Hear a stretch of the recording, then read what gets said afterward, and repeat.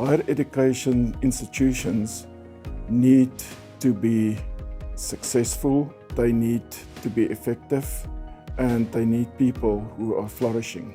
When people resign and in the exit interview, they will often say things that it is not the lack of processes and guidance, but a lack of a mentor. Most of what I do in my job are things that I had to figure out for myself. The academic world is it's almost like it's this environment, but almost in an ecological sense, that you have to learn to navigate, but you don't really have a map.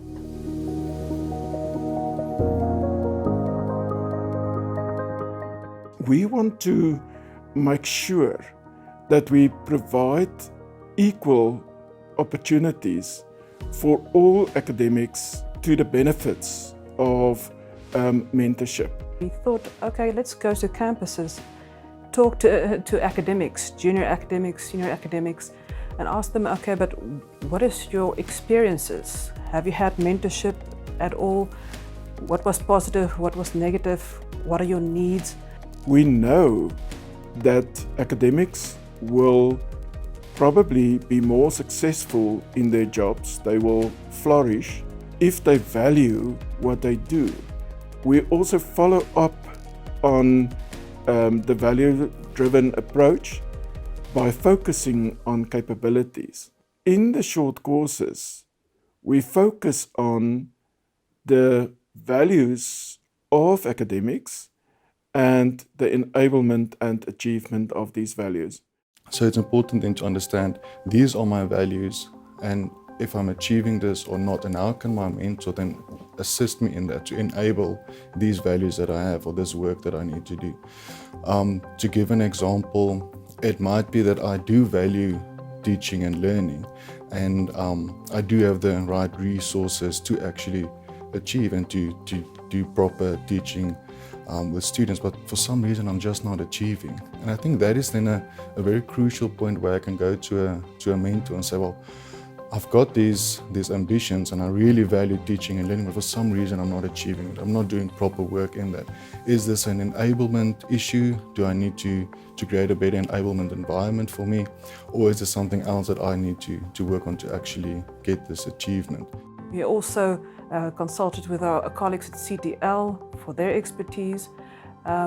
And during the development, we also had some video recordings with staff members from junior level all the way to senior management to get their perspectives, not just on where they are busy with their academic work, but also at large within our university. One of the first things that I became aware of is that mentors and mentees need specific training.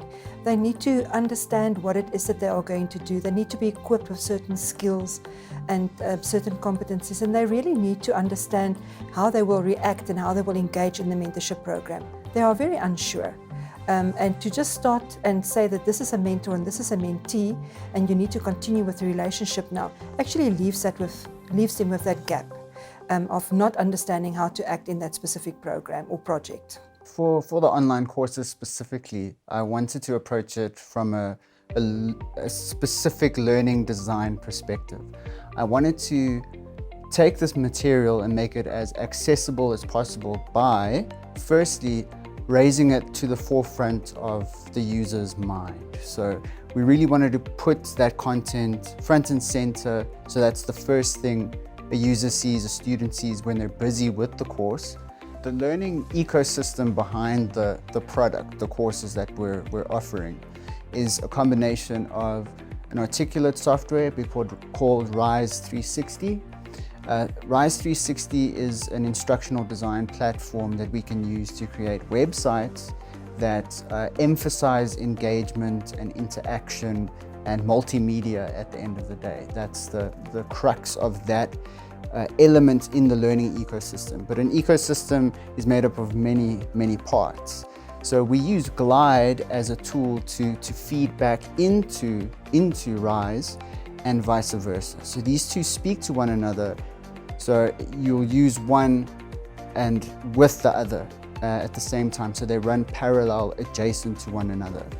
And these two both feed into the learning management system which we use at Northwest University, which is Ifundi, which is Sakai-based. And what we do with that is we can actually create SCORM packages, embed them into the learning management system, and then we can get user analytics. I think each of us started to get a sense, but wow, this is a much broader topic than we thought at the outset.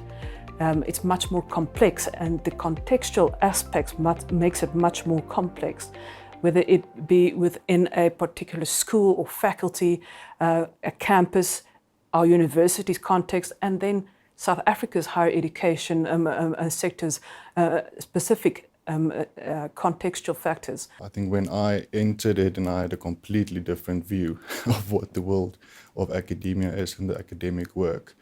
It is extreme knowledge work. It's almost constant knowledge work, and with very, very little time for the mundane, if I can say it like that. If you do not have a skilled mentor, or let's say an experienced mentor, you're going to drown. You will drown, and you should not go that route, not at all. In my own academic career, I was fortunate enough to have a mentor relationship with a senior academic, but it was not an organized one. It happened by chance, and one can't afford that kind of risk in a system where there are so many expectations nowadays associated with higher education. You can't afford that some should have the opportunity of mentorship and others not. So at Northwest University, we require that our faculties have formal mentorship arrangements in place as part of the work, as part of the normal work a senior academic would do. For me, it's like the mentee is like a person driving in a vehicle to an unknown destination. Just imagine if you can have that journey with a passenger who has traveled the journey. You're still the driver, you're still driving your own vehicle, but you have this person that you can talk to, that you trust, that can tell you, maybe this is not the best route, this might be a better one. I think most people want to have a mentor, my personal opinion.